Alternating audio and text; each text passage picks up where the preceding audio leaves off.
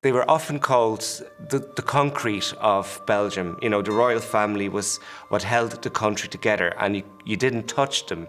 You didn't expose the private lives of the members of the royal family. It was just not done at the time. Belgium was not Britain, where you had all the scandals with the Windsors.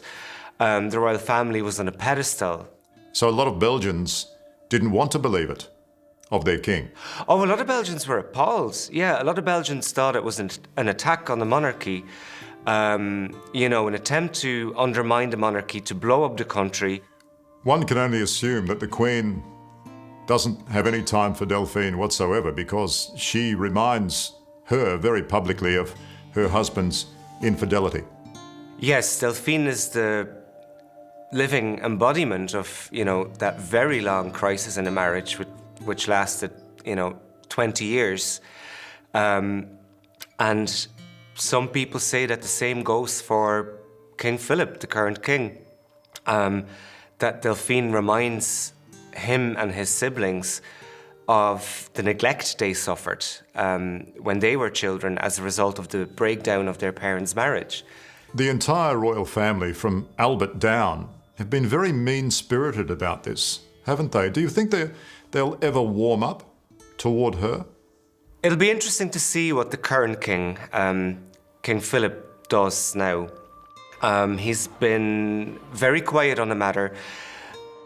There's a lot of speculation that when he came to the throne in 2013, that he wanted to solve the matter, that he wanted to make a gesture towards Delphine, but he has to keep his parents sweet at the same time, you know? If he makes a public statement embracing Delphine, he's basically going against his own parents, so that's a very delicate matter. And apparently Delphine is also a reminder to her half-siblings of the long crisis in their parents' marriage and the horrible neglect that the royal children suffered, because Albert was always away from home. He was always staying with Delphine and Sibylle, her mother.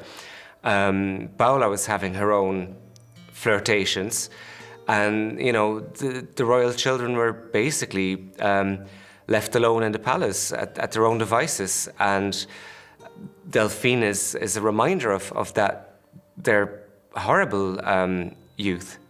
What do you think of Delphine? What do I think of Delphine? I mean, the guts she has, the guts it took to take on a king. You know, first of all, she was quite happy with the relationship they had until my book came out and he broke off all contact. You know, who knows, maybe they would have continued that relationship and she would have been quite happy to live in existence in the background, getting the Christmas card, getting the birthday card, you know. But when he literally dumped her and, you know, pretended she didn't exist anymore, she just stood up for herself and said, this is not right, this is not okay, you know? And she took on a king and she fought for her rights. She fought for the recognition of who she is, you know, and nothing seemed to faze her. She has had so many setbacks and she just kept going. She is a tremendous person. I mean, she's an example.